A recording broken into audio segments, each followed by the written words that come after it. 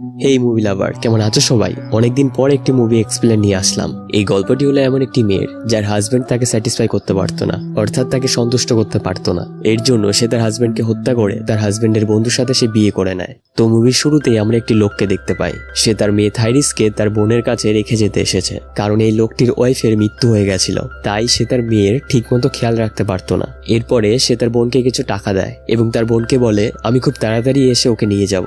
এই লোকটার বোনের নাম ছিল ম্যাডাম দা কুইন। তার কামিল নামের একটি ছেলে ছিল, আর কামিল সবসময় অসুস্থই থাকতো। তাদের বাড়িতে এক্সট্রা রুম না থাকার কারণে থ্যারিস আর কামিল এক রুমেই থাকতো। এখানে আসার পর থেকে থ্যারিস সবসময় তার বাবার চিন্তায় করতে থাকতো। তার ভরসা ছিল যে তার বাবা এসে তাকে এখান থেকে নিয়ে যাবে, কিন্তু এরকমটা কখনোই হয় না। তার বাবার অপেক্ষা করতে করতে থ্যারিস এখন অনেক বড় হয়ে গেছিল।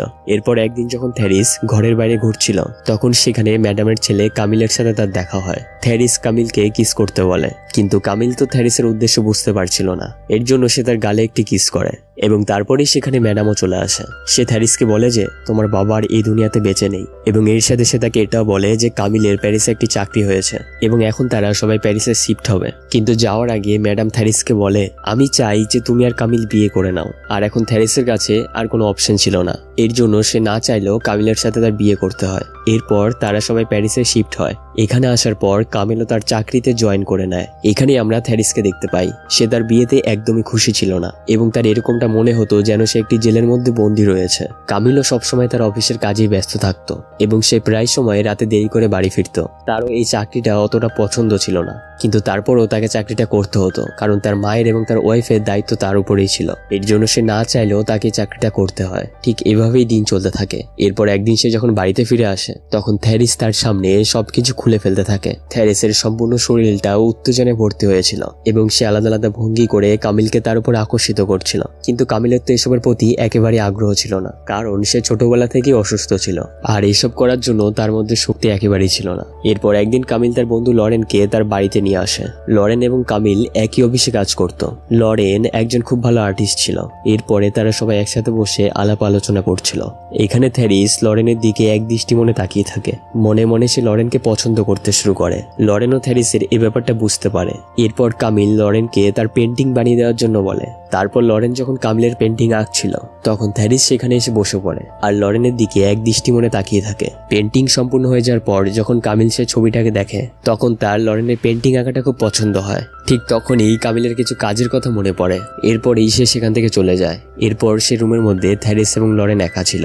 এখানে লরেন থ্যারিসকে কাপড় খুলতে বলে এবং থ্যারিস যেহেতু প্রথম থেকেই খুব উত্তেজনায় ছিল, এর জন্য সে খুব তাড়াতাড়ি তার জামা কাপড় খুলে ফেলে এবং এরপরেই তারা একে অপরের তৃষ্ণা মেটায়। বাকিটা তোমরা বুঝতেই পারছো।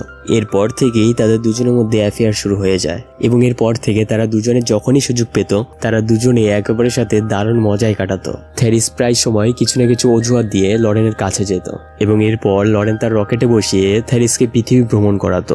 আসলে তোমরা বুঝতেই পারছো, থ্যারিস লরেনের ভালোবাসা একদম ডুবে গেছিল, কিন্তু এর সাথে সে একটা বিষয় খুব ভয়ও পেত, যে লরেন তাকে কখনো ছেড়ে না দেয়। অন্যদিকেই আমরা কামিলকে দেখতে পাই। সে বুঝতে পারে যে থ্যারিস কেমন একটা অন্যমনস্ক হয়ে থাকে এবং তার এরকমটা মনে হয় যে থ্যারিস তার কাছে থেকেও যেন তার থেকে অনেক দূরে। এখানে লরেন কামিলকে বুঝিয়ে বলে যে তুমি শুধু থ্যারিসকে মন দিয়ে ভালোবেসে যাও, সবকিছু ঠিক হয়ে যাবে। তারপর থেকে কামিল ধীরে ধীরে থ্যারিসকে ভালোবাসে। এরপর থেকে কামিল তার রকেটে বসিয়ে থ্যারিসকে সন্তুষ্ট দেওয়ার চেষ্টা করে, কিন্তু এতে থ্যারিস মোটেও সন্তুষ্ট হয় না। পরের দিন যখন থ্যারিস এবং লরেন একসাথে হয়, ঠিক তখনই ম্যাডাম সেখানে পৌঁছে যায়। এটা দেখে লরেন সেখানে লুকিয়ে পড়ে। এরপর ম্যাডাম থ্যারিসকে জিজ্ঞেস করে যে তুমি এখানে কি করছো। তখন থ্যারিস বাহানা দিয়ে বলে যে আমার শরীর ঠিক নেই। এটা শোনার পর ম্যাডাম থ্যারিসকে একটু মাসাজ করে দেয় এবং তারপরে সে সেখান থেকে চলে যায়।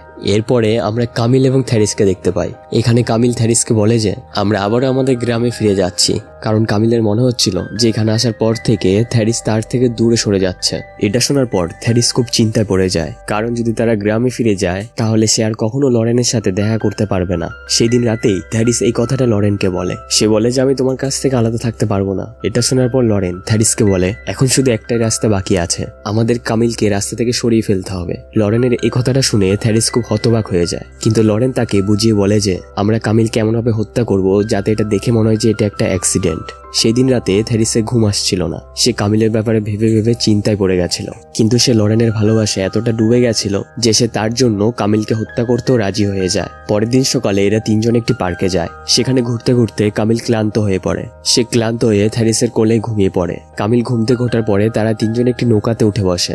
এখানে থ্যারিসের মনে হচ্ছিল যে লরেন কামিলকে মেরে ফেলবে, কিন্তু সে এখনো এই ব্যাপারটা নিয়ে শিওর ছিল না যে কামিলকে হত্যা করাটা ঠিক হবে কি হবে না। ঠিক তখনই লরেন জলের মধ্যে থেকে সাঁতার কেটে বাইরে বেরিয়ে আসে এবং সে কামিলকে জল থেকে তুলে নিয়ে আসে।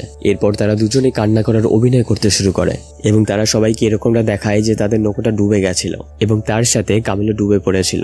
এরপরে তারা সবাই বাড়িতে ফিরে আসে। কামিলের মৃতদেহ দেখে সেখানে ম্যাডামও কান্নায় অনেক ভেঙে পড়ে, কারণ তার একমাত্র ছেলে তাকে ছেড়ে চলে গেছে। এরপর সেখানে থাকা সবাই মিলে কামিলের মৃত্যুর শোক পালন করছিল। সেদিন রাতে লরেন এবং থ্যারিস একে অপরের কাছে আসে এবং তারা একে অপরের চাহিদা মেটায়। এরপর তারা বাকিটা তোমরা বুঝতেই পারছো এবং এখন তারা চিরকালের জন্য একে অপরের হয়ে গেছিল। এরপর আমরা একদিন ম্যাডামকে দেখতে পাই। সে থ্যারিসের উপর রাগ দেখাচ্ছিল।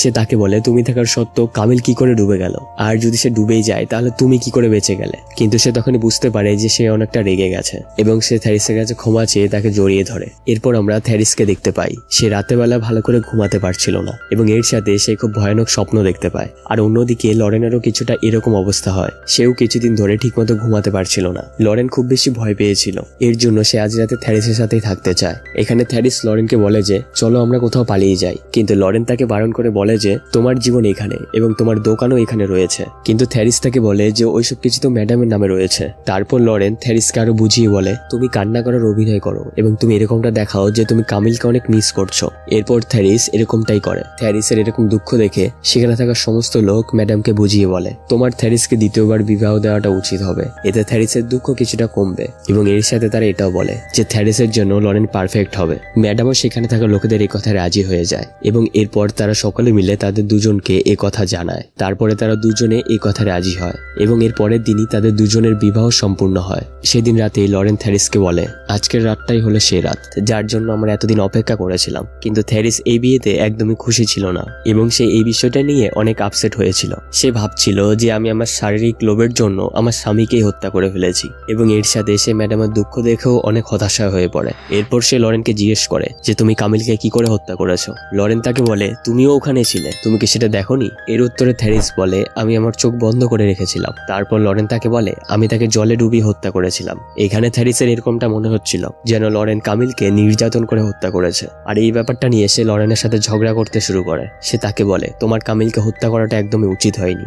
আসলে থ্যারিসের এরকমটা মনে হচ্ছিল যবে থেকে তারা দুজনে কামিলকে হত্যা করেছে তারপর থেকেই তাদের জীবন আর আগের মতো নেই। আর এখন থ্যারিস লরেনের সাথে আগের মতো আর একেবারেই খুশি নেই। এরকম করেই আরো অনেকদিন পার হয়ে যায়। ম্যাডাম এখনো অবধি তার ছেলেকে ভুলতে পারেনি। এরপর একদিন তারা তিনজনে একটি পার্কে যায় আর তখনই সেখানে ম্যাডামের হার্ট অ্যাটাক হয় এবং তারপর থেকে তিনি প্যারালাইজড হয়ে যায় এবং এরপর থেকে তাদের দুজনকে ম্যাডামের দেখাশোনা করতে হয়। এখানে লরেন ম্যাডামকেও হত্যা করতে চাইছিল যাতে তার সম্পত্তিগুলো সে তার নিজের নামে করে ফেলতে পারে, কিন্তু থ্যারিস লরেনকে এরকমটা করতে দিতে চাইছিল না। এরপর একদিন যখন থ্যারিস ম্যাডামকে স্নান করাচ্ছিল তখনই তার এবং লরেনের মধ্যে ঝগড়া শুরু হয়ে যায়। দুজনেই একে অপরকে কামিলের মৃত্যুর দোষারোপ করতে শুরু করে আর তাদের দুজনের এসব কথা ম্যাডামও শুনে নেয়। আর এসব কথা শোনার পর তার অবস্থা মরে যাওয়ার মতো হয়ে যায়। সে যেতে যেতে এইসব কথাগুলো তার বন্ধুদেরকে জানিয়ে যেতে চায়, কিন্তু সে তাদেরকে এসব কিছুই বলতে পারছিল না। এর অন্যদিকে আমরা লরেনকে দেখতে পাই। সে একটি দোকান থেকে বিষের বোতল কিনছিল, কারণ সে এখন থ্যারিস এবং ম্যাডাম দুজনকে হত্যা করতে চায়। ওখানেই ম্যাডাম মাটিতে কালি দিয়ে লিখে দেয়, থ্যারিস এবং লরেন মিলেই কামিলকে হত্যা করেছে।